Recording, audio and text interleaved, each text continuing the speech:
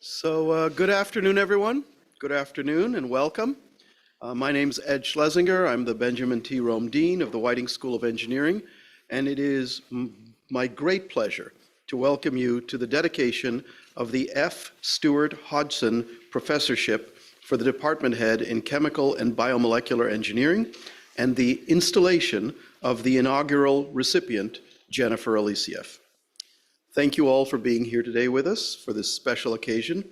I'd like to particularly welcome today's honoree, Jennifer Elisseeff, her daughter Sophie. I think Sophie is here. Oh, okay.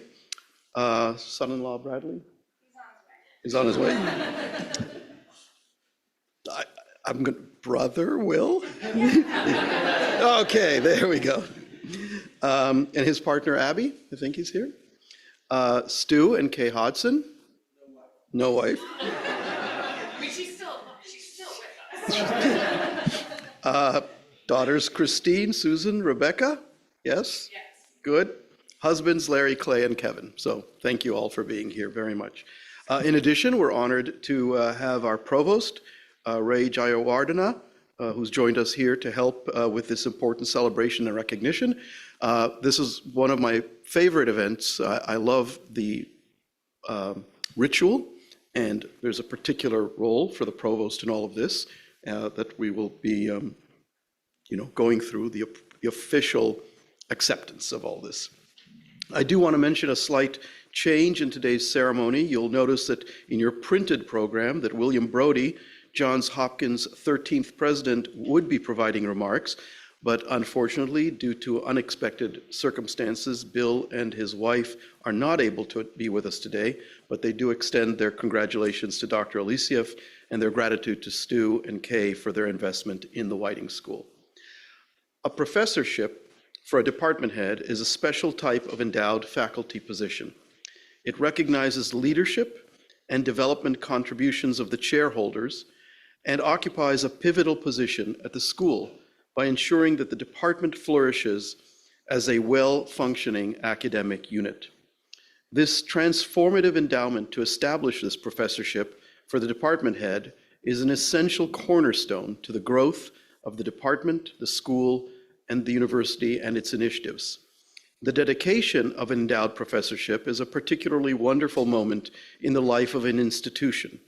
It allows us to recognize the generosity of our friends, as well as the distinguished career and great personal devotion of a particular faculty member. Now, Jennifer, a few people today are going to speak on your behalf, but let me be the first to officially say congratulations on this well-deserved honor. You have most definitely made an indelible mark on the world, and we are proud to have you as a member of the Whiting School family. We truly are.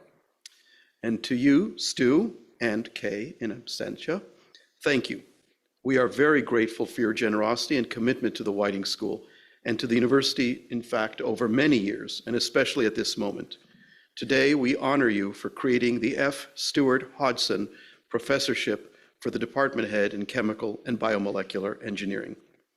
Now, because the endowment for a professorship is held and administered by the university trustees, professorships are formally presented to the university.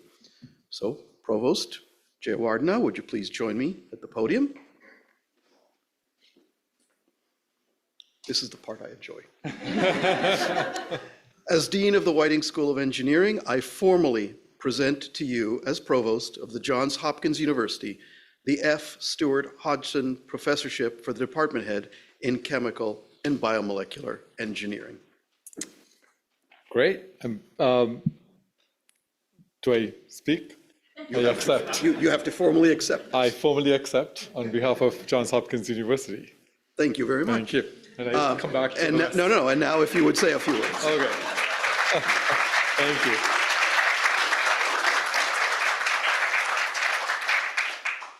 Thank you, Ed, and good afternoon, everybody. It is truly a pleasure for me to be part of this celebration with friends and colleagues of Johns Hopkins to mark this very special moment in the School of Engineering's life. And to celebrate, in particular, Dr. Jennifer Elisseeff as the inaugural holder of the F.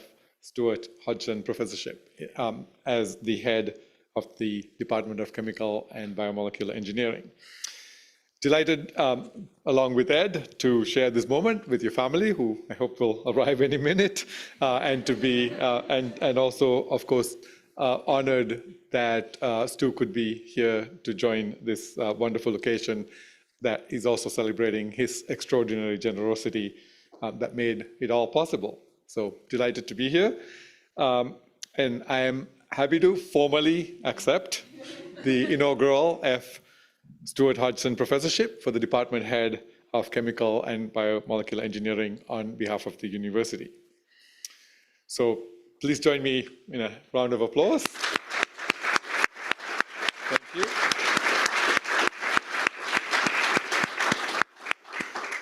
I'm going to take you back a few decades, towards the late 1974 into 1975.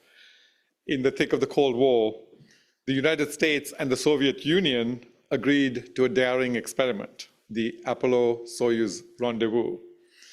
I actually remember reading about that about a decade after it actually happened as a space-obsessed kid growing up in Sri Lanka. It's kind of a big deal. I actually had some press clippings in my own scrapbook on space. I'm revealing my true nerd here. The history remembers the mission for the handshake in orbit, a powerful moment of cooperation between two rival nations. What history doesn't always record or remind us are the engineers on the ground who made that symbolic handshake possible, people like Stu Hodgson. That joint mission was an extraordinary feat of engineering and diplomacy, but it almost didn't happen. While the preparations hummed along, environmental concerns shuttered the Air Force facility that produced a critical liquid propellant, putting the mission at risk. Never one to back away from a tough engineering challenge, Stu stepped in to help. Leading a group of engineers for the Navy, he convinced the Air Force that his team could manufacture the fuel through an entirely new chemical synthesis, safer and cleaner than the original, scaling it up from test tube reactions to full-scale production in less than a year. That ambitious bet paid off, and the famous mission would eventually go forward successfully, as history has recorded. I like that story for what it says about Stu, both as an engineer and as a person. It's a portrait of rigorous and methodical engineering practiced with the highest stakes of innovation born of necessity, and a willingness to take calculated risks, to adapt, and to find elegant solutions in the face of complexity. Perhaps most importantly, it's a story about propulsion in the broadest sense, converting challenge into momentum and forward motion. That notion of propulsion is exactly the spirit embodied by Stu's generosity. By endowing this professorship, his support ensures that the leadership and talent in chemical and biomedical engineering will have sustained momentum to keep pushing boundaries, to turn knowledge into progress and discovery into impact. I can think of no better inaugural holder that reflects the same spirit as Jennifer Elisseeff does.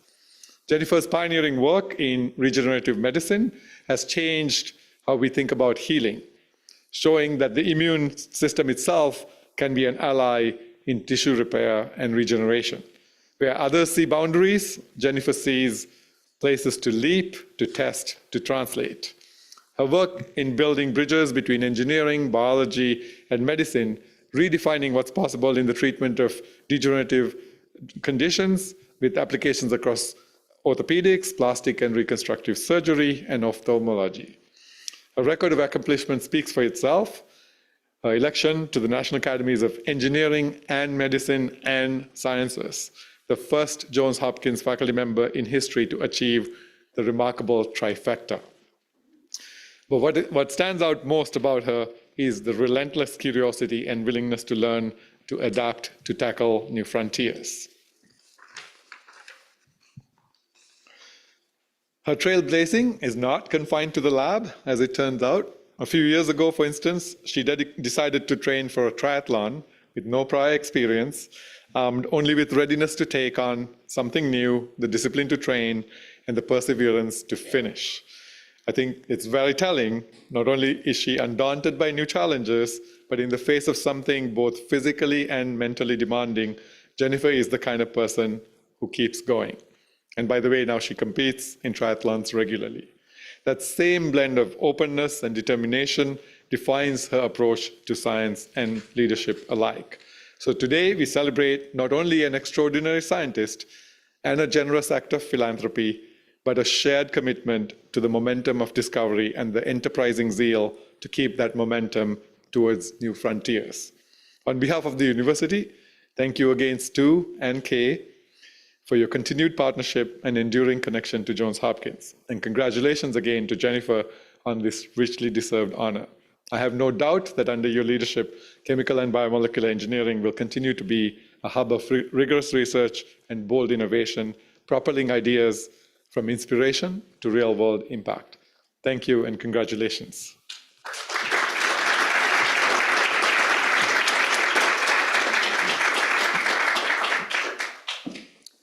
Thank you very much, Ray. It's now my pleasure to welcome to the podium Stu Hodgson. Stu Hodgson has been a volunteer, donor, and advocate for the Department of Chemical and Biomolecular Engineering and the Whiting School of Engineering for decades. He graduated from Johns Hopkins University in 1967 with an undergraduate degree in chemical engineering and earned a master's degree in engineering administration at George Washington University in 1984. After graduating from Johns Hopkins University, he joined the Naval Surface Warfare Center in Indian Head, Maryland, where he worked in the Ordnance Pilot Plant, developing improved propellant formulations and production methods for fuels, explosives, and rocket motors. During his time at Indian Head, he assumed the role of manager of the Extruded Rocket Motor Production Plant and later manager of the Missile Propulsion Development Division. In 1981, he joined ARINC Research Corporation in Annapolis, Maryland, where he worked as an engineer, later serving as a group manager and program manager. As program manager, he directed teams of engineers and analysts managing the delivery of engineering consulting services to various ARINC Research Corporation customers.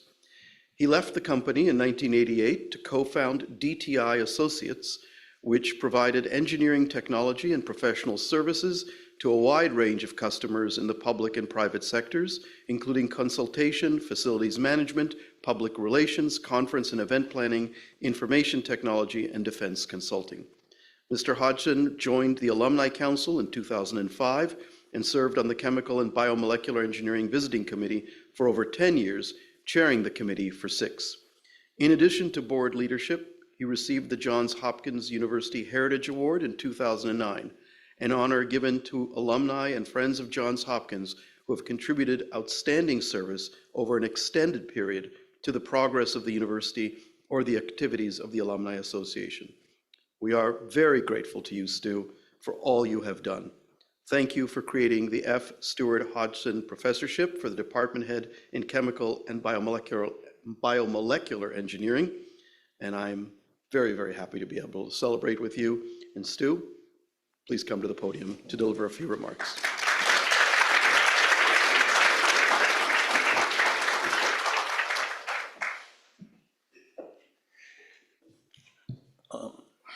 Good afternoon.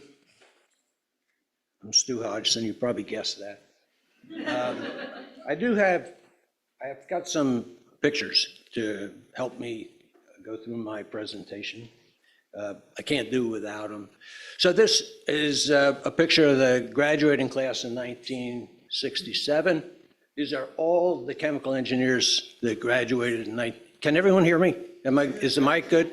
1967. You'll notice our student to faculty ratio was 2, pretty good. And you also notice the guy on the right appears to have missed the dress code. So at the same time, that was the education part. This is the social part. These guys are a group of my very best friends. Again, I look like I'm way over on the left. I had the same sheepish grin, but at least I got the dress code right.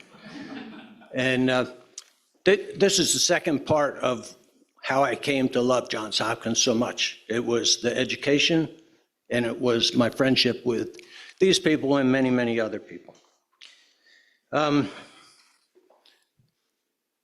This is an interesting, did we just see this? We just saw this. How am I, what am I doing wrong here?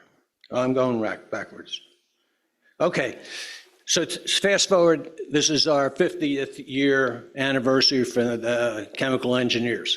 And you'll notice there are, how many there? 6 out of 8 of us attended the 50th anniversary. And this is going to sound immodest, but I pretty much strong-armed these people into coming into the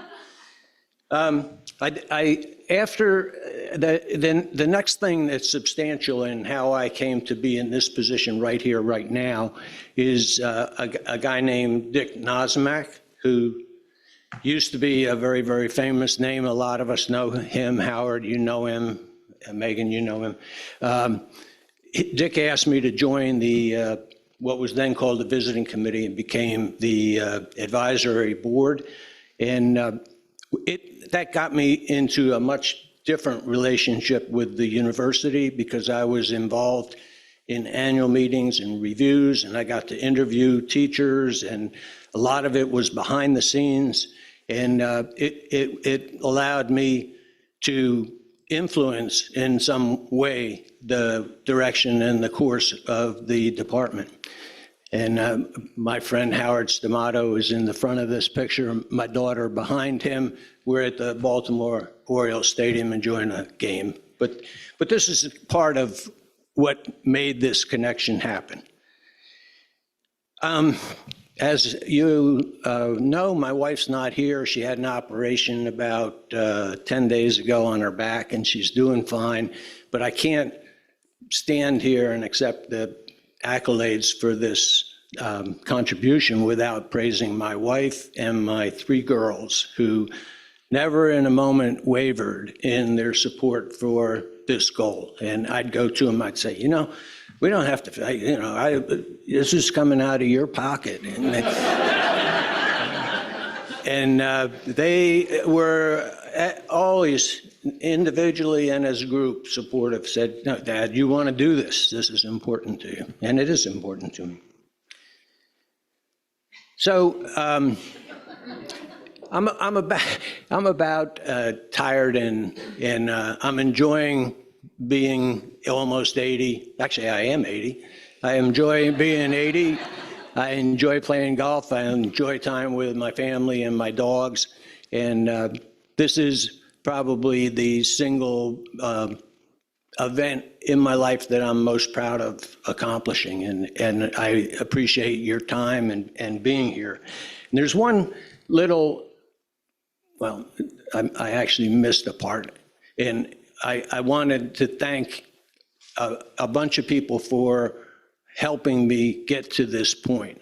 And I mean, it started way back 20 years ago with Rob Spiller and Martha, then Martha McCallum, now Martha Quinn. They were fantastic. They pulled me in and nurtured me all through the process.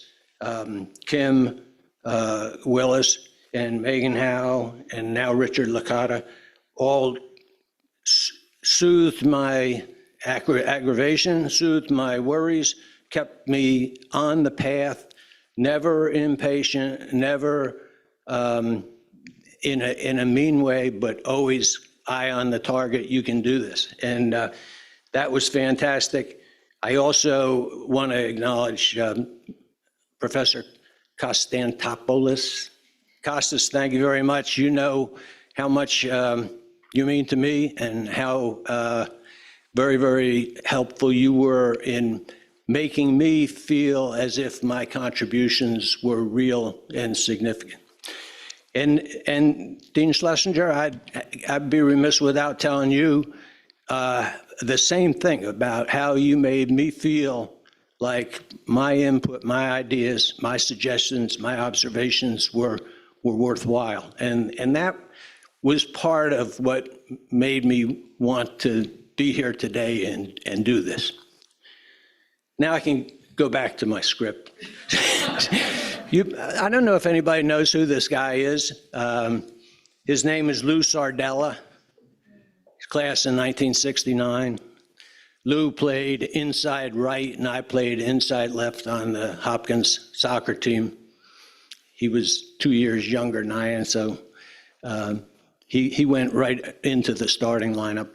But anyway, Lou decided to have a professorship, to donate a professorship, and he got up here and he had the microphone and he had the audience. And I remember being out there, and when Lou was done, I said to myself, you want to do that. You need to do that. So that's it. Thank you for your patience and time.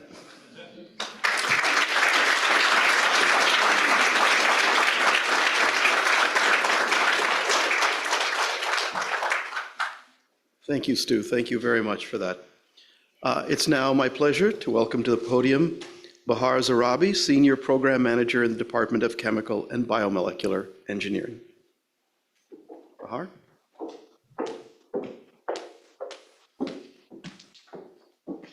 Thank you. Stu, that is a tough act to follow, but I'll do my best. Good afternoon, everyone. My name is Bahar Zarabi, and I'm the Senior Administrative Manager in the Department of Chemical and Biomolecular Engineering. It is an honor to be here at the installation of Dr. Jennifer Elisseeff as the F. Stuart Hodgson Professor and Head of Chemical and Biomolecular Engineering. This is a special day for our department, for our school, and for me personally. Jennifer is not only a remarkable scientist and leader, but also a colleague and a friend who has shaped how I think about leadership, collaboration, and purpose. Jennifer's work has transformed regenerative medicine. She's internationally recognized for inventing and translating injectable biomaterials, technologies that help the body heal itself. Her innovations have influenced everything from orthopedics to plastic and reconstructive surgery and have inspired new approaches to tissue repair and regeneration. At Johns Hopkins, Jennifer founded the Translational Tissue Engineering Center, a space where engineers, clinicians, and scientists come together to move discovery from lab bench to bedside. Her group has led the way in immunoengineering, exploring how the immune system can be guided to promote healing. More recently, her research has continued to evolve, embracing new technologies and new questions. Her work now spans aging and data science, cancer, and computational biology, reflecting her gift for connecting ideas across disciplines and seeing the bigger picture. Her collaborations further expand these connections into oncology, women's health, and aging research. Jennifer is the first person at Hopkins to be elected to all 3 national academies, science, engineering, and medicine. Now, I know you guys already heard that, and I thought about taking it out of my speech, but it's so amazing that I figured a second time wouldn't hurt. This rare distinction speaks not only to her groundbreaking discoveries, but also her ability to translate them into real-world solutions that improve lives. But what stands out the most, at least to me, isn't just her brilliance. It's her generosity, her mentorship, and her ability to bring people together. Jennifer is a connector, a bridge builder, and a visionary who creates opportunities for others. Jennifer and I have known each other for well over a decade, and for most of that time, we've had the privilege and pleasure of working side by side. Our partnership started at T-Tech and was built on deep trust, mutual respect, and shared intuition. In fact, we're pretty good at reading people and sensing what's coming next, but we have been wrong twice. The first time was when Jennifer's now son-in-law asked to meet with her. At the time, he was Sophie's boyfriend and a student at Hopkins. We brainstormed every possible reason he might want to talk. Did he want to break up with her? Did he fail an exam? Except we didn't think of the right one, that he was going to ask for Sophie's hand in marriage. The second time we were wrong was when Dean Schlesinger asked to meet with Jennifer about 2 summers ago. Again, we thought of what this meeting could be about, but neither of us predicted that he would ask her to step into the role as interim head of ChemBE. Thankfully, Jennifer said yes to both questions. And as you can see, things worked out beautifully for both Bradley and Dean Ed.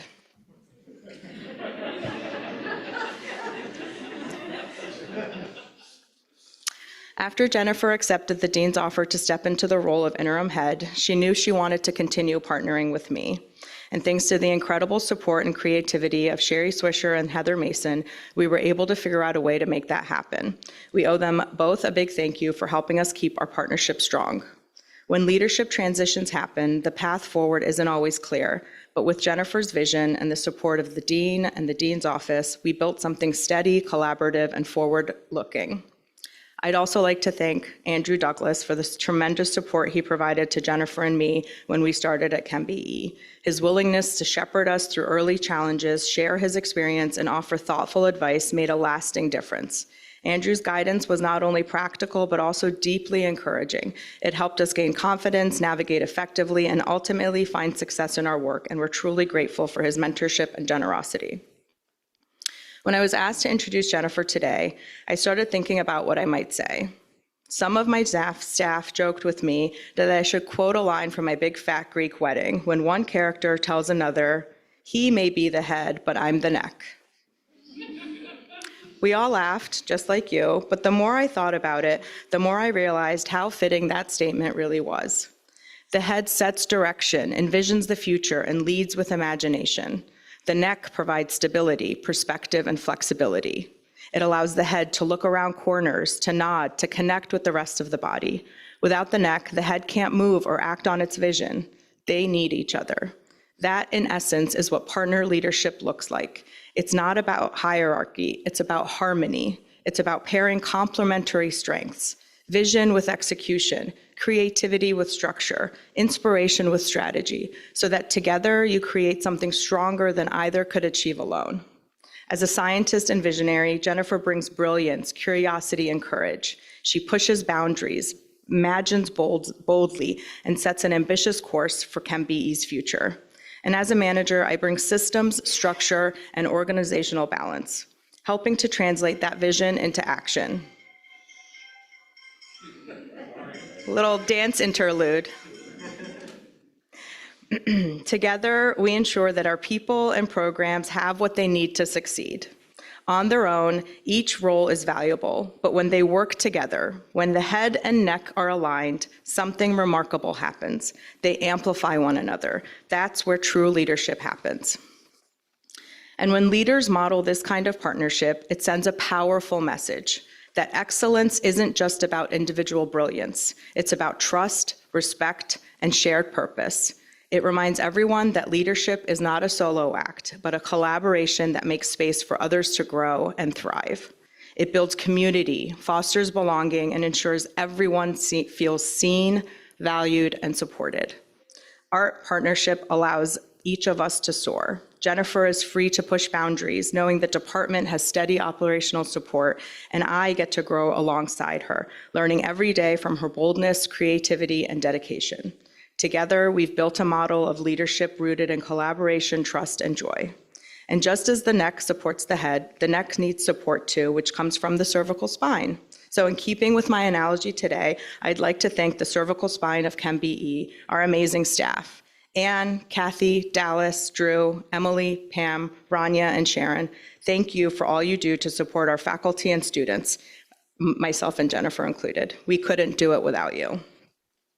I would be remiss if I also didn't thank what could be considered the legs and arms of our department, our faculty. Thank you for everything you do to give us something to work hard for. After Jennifer and I first started with the department, a faculty member told us that we were outsiders. I didn't know if he meant it as a positive or a negative, but the comment stayed with us. It was a reminder that we're coming into something established with its own history and culture.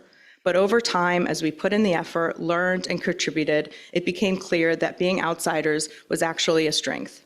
It gave us a different perspective, one that allowed us to ask new questions, challenge assumptions, and help make things better, precisely because we saw things from an outside looking in.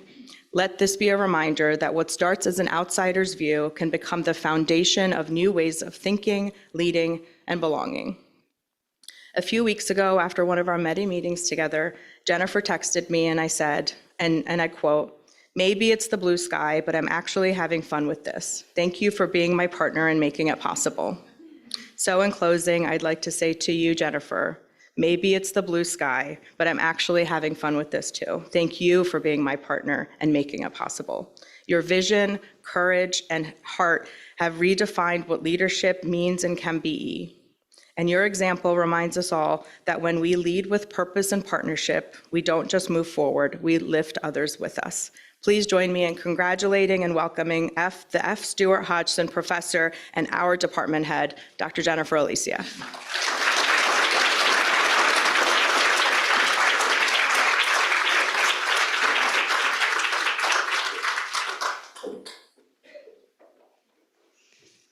Thank you very much for the incredible introductions, and thank you to everyone for coming here today. It's a little daunting coming up after these introductions, but I'm grateful for the opportunity to bring people together and recognize those who make our work possible, and to thank those who have supported along the way. It's an opportunity to reflect on the past and look forward to what's next and what's possible. It's also an opportunity to celebrate science, engineering, and community. We especially need community today. It's all about, in fact, excellence and community. So I think I was given about 20 minutes. I promise I won't take all of that time, but I do want to share a few things. First, of course, I would like to thank you, Stu Hodgson, for his generous contribution for this chair and support for the Chemie department over the years. As a Chemie alumni and advisory board member for many years, you know what this department can offer and its potential going forward. Your investment in the future of the department is a critical brick in our path to navigate a unique opportunity for growth and building a leading department. Thank you to Ed. Thank you for giving me the opportunity to take this role and contribute to the Whiting School. I would say it was rather an out-of-the-box thinking and maybe a little bit risky to consider me for this role. People who know me and my love for research have asked, why are you taking this role? Well, I have a lot of good answers, and one of them is working with you and others in the Dean's office, Chad and Lori. These are all strong contributing factors. I greatly value being able to learn, being a valued team member, and partnering with you and the leadership team to build ChemBE. Robert Greene described what matters most in growing: persistence and the desire to learn, and that failure, mistakes, and conflicts are often the best education of all. I think I've had some good experience in those things to help educate me for the task at hand. You've given me a strong sense of purpose. Recent studies have highlighted once again that a strong sense of purpose and service is the most efficient path to happiness. So thank you for this opportunity. I'd like to mention a few other people from the Dean's office. Andrew, I'm going to mention you again, but I have a little bit more to add. You've been there from the very beginning when I was a new faculty almost 25 years ago. I know you worked hard to help integrate me as a new faculty member. I was on the younger side starting out, the second woman ever hired in the BME department, alone in that role for a number of years, and the first to go through all the ranks. That was not without some bumps, and you helped along the road. I can imagine there was some trepidation looking at this seemingly reserved young woman with a toddler in tow just starting out. More recently, though, when I took on this new role, you were there for us again. You shared an incredible wealth of knowledge, wisdom, and experience with us, and you made it fun. Your standards for excellence and advice on how to navigate the systems kept us on track and really shepherded us along and integrated us into the school and got us settled in this new role. I'd also like to mention Bill Brody, who couldn't be here with us today. He was the president of Hopkins when I started as his junior faculty, and I'm very lucky that Bill was and continues to be a mentor today. I'd also like to thank members of the Department Advisory Board who've been working with us on many plans for the future, and I look forward to continue to working with you. I keep mentioning us, and who is us, and you may have already guessed that based on Bahar's introduction. I also have to recognize her husband, Ali. He actually helped push us across the line to take this role. And it was a little bit out of the box of thinking for us too. Now they say a good part of leadership is knowing your strengths and more importantly, knowing your weaknesses. And know your weaknesses so you can put in place systems to support them. So I'm either a brilliant leader or just really lucky to be partnering with you, Bahar. As Bahar and I were discussing with my leadership coach on possibly taking this role, I said, I can't do this without Bahar. Well, we finally converged on, well, maybe I can, but I just don't want to. You quickly built a great team and you bring joy to us all, which we can frequently hear in the hallways. Your creativity and efficiency in building systems while being the heart of the operation, not the neck, I'd like to say the heart, make the seemingly impossible possible. Thank you for being a great partner and a great friend, and it's so wonderful to watch your career and your family blossom. So my family, I'd like to thank, of course, too, my father and sister were able to attend my last chair event, and today I'm really grateful to have my brother here. My brother is actually a real chemical engineer, and I play that card when needed. Some of my core memories are playing chess together until somehow he learned how to really play and beat me all the time, so we quit. A number of years ago, actually probably about 15 years ago, I was having coffee with President Daniels. And as we were walking out of the cafe, he asked me what it was like being a woman in engineering. I was really unprepared for that question, really didn't want to answer and tried to deflect it, so I answered, well, I had a big brother who beat me up, so I was well prepared. So I don't think he liked that answer too much, but thank you, Will, for being here today and preparing me so well, and also being an important role model.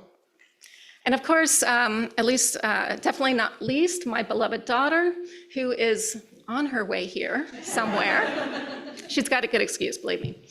As I mentioned, she was a toddler when I started as a new faculty here at Hopkins. Don't ask me how I did it, I really don't remember. But she lived firsthand the challenges of balancing it all, and we had fun exploring the world together, and through that, you gained such wisdom, as I suppose a philosophy major should, and I'm so proud of you. You wisely chose a great husband, and you both experienced the hard work and benefits of being students and now alumni at Hopkins. I'm so lucky to have you nearby as you build your family and are giving me the great new title of grandmother in the next few weeks. So thank you for being here today, or at least working to get here. Now to the ChemBE community. This is a department of incredible high achievers and people who care deeply about the department.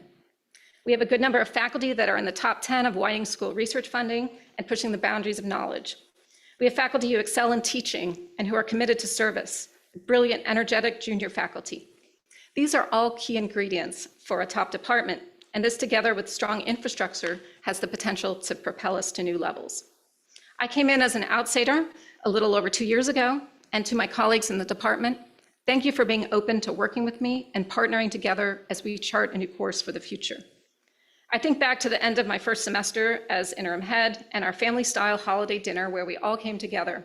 I know it wasn't easy for everyone, and I'm grateful for those first steps. ChemBE is at a unique inflection point. When I started at Hopkins, I was in a department that was about the same size we are and struggling with increasing student numbers.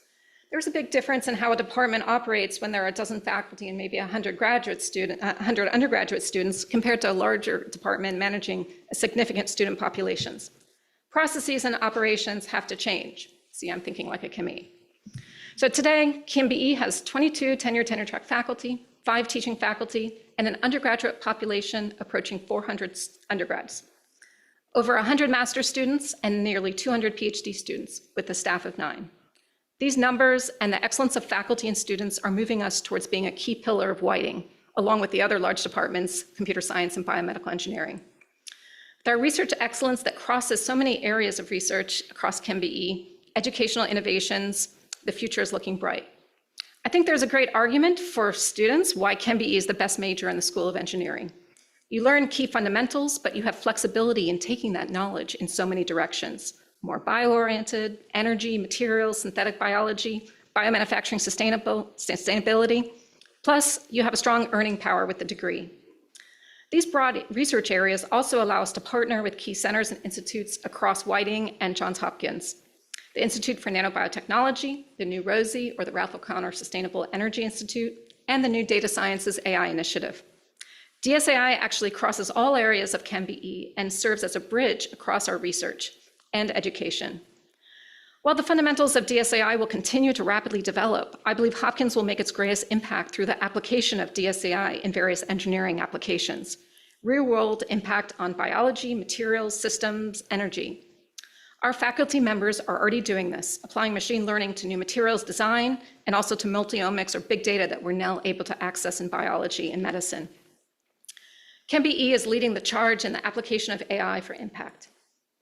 Now, we've been working a lot the past 2 years to build infrastructure and community in the department. A special thank you to those faculty taking on significant service roles, heading educational programs, and serving on the executive committee. This is only the beginning.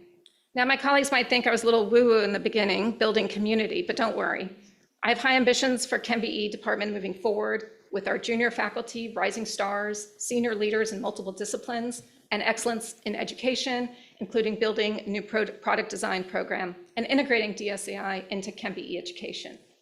This will put us in a leading role at the national level.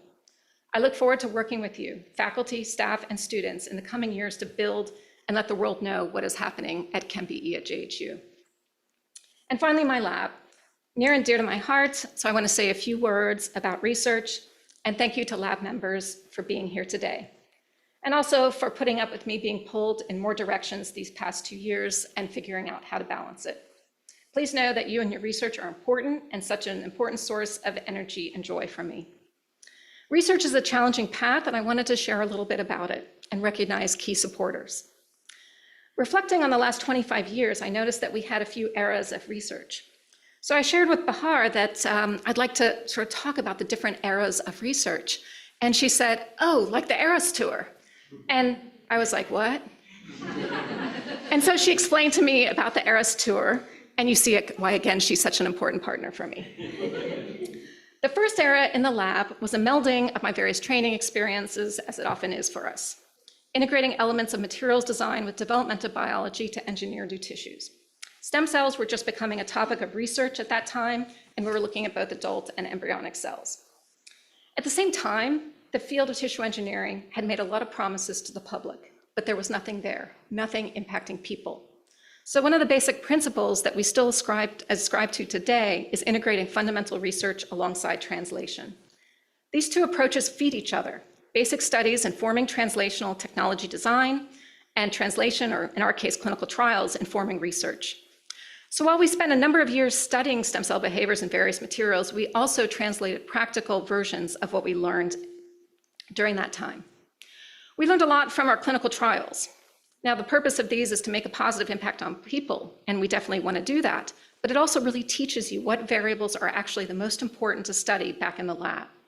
Listening to what translation teaches you, whether it's my field or your field or others, is critical for guiding us to the most impactful research. So the second era comes from listening and taking lessons from translation. We made some interesting observations in the clinical trials related to the immune response. As much as we like to complain about reviewers and peer review, it was actually peer reviews that told us to stain for something called T cells around some implants.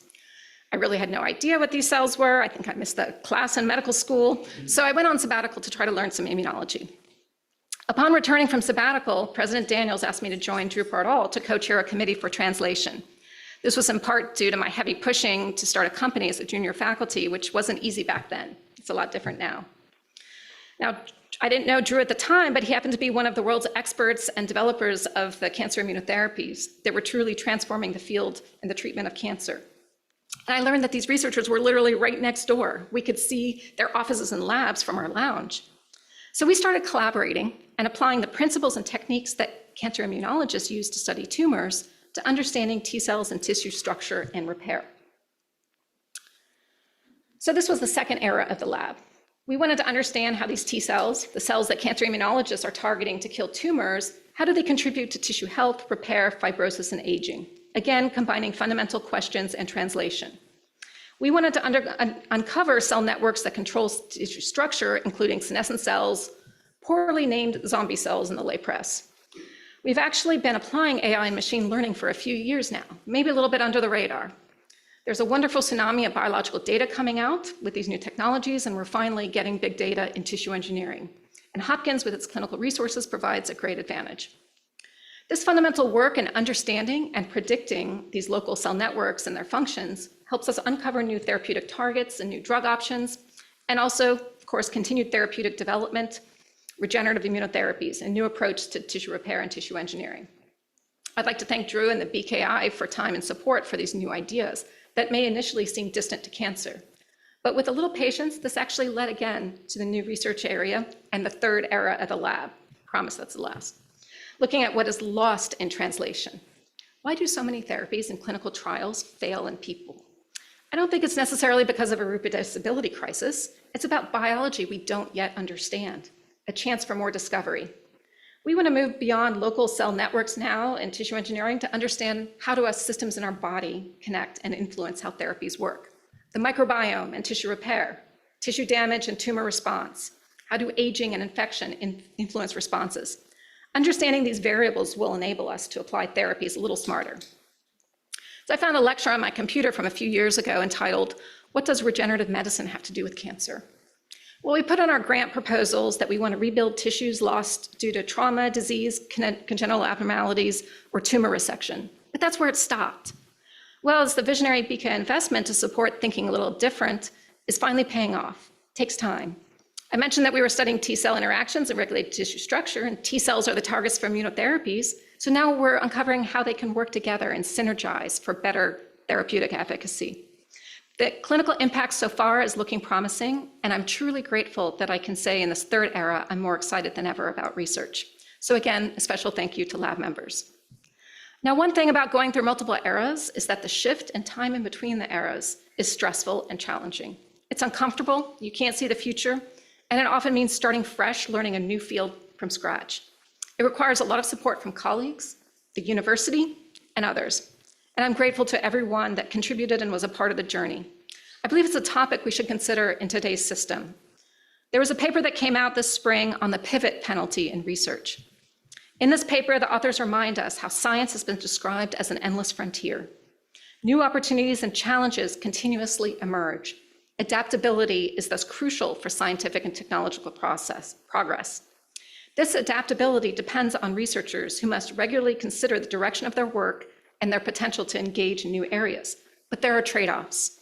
On one hand, shift in research may be difficult because of our specialization, the design of funding systems, and the nature of research incentives, culture, and communities that can limit the capacity to make these changes.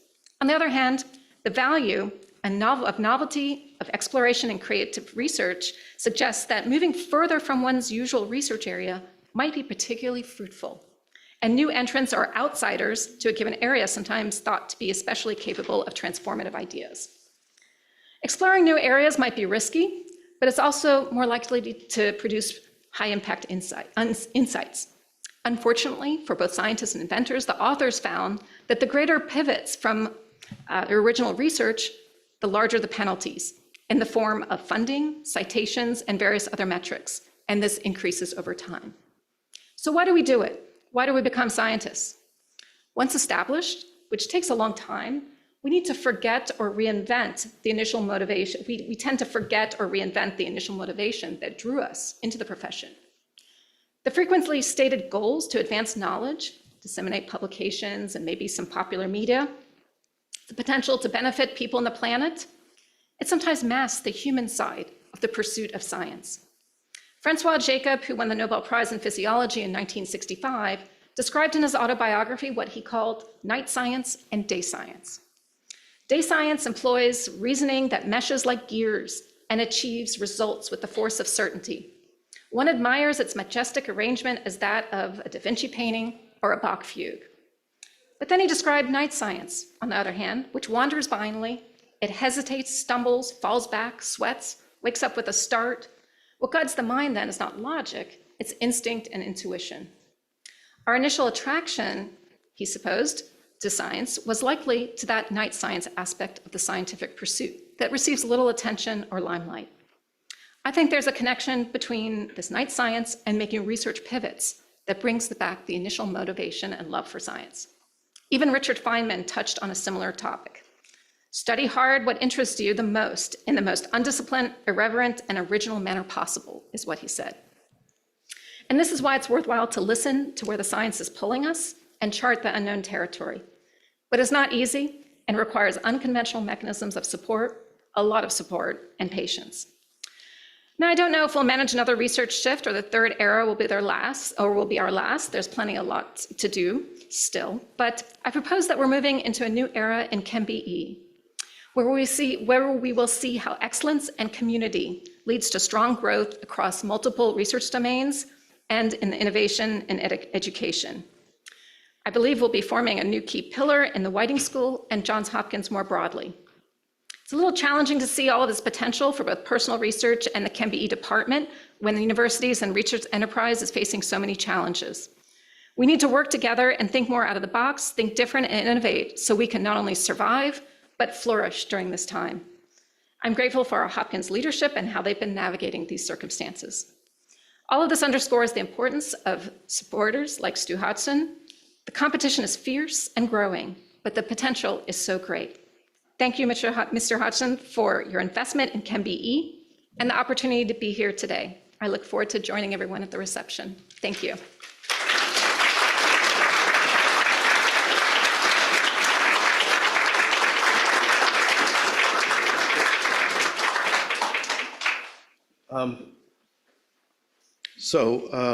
Jennifer, thank you for that. Thank you for your leadership, both as a scientist, as an engineer, and as head of chemical and biomolecular engineering. You definitely continue to propel our school forward and the department forward. And clearly, you're very deserving of this honor, and so we're so happy to be able to share this day with you. As a token of our appreciation, I don't know why, if you get a chair, we give you a vase. But and I'm not going to ask you to carry this or anything, but we'll take a picture.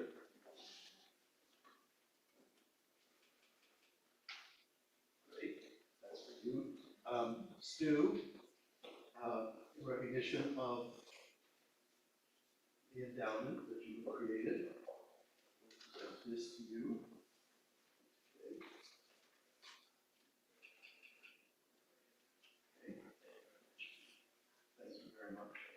And I'll go back up for now. And I believe from the students and staff at ChemBE, there's a gift for Jennifer as well.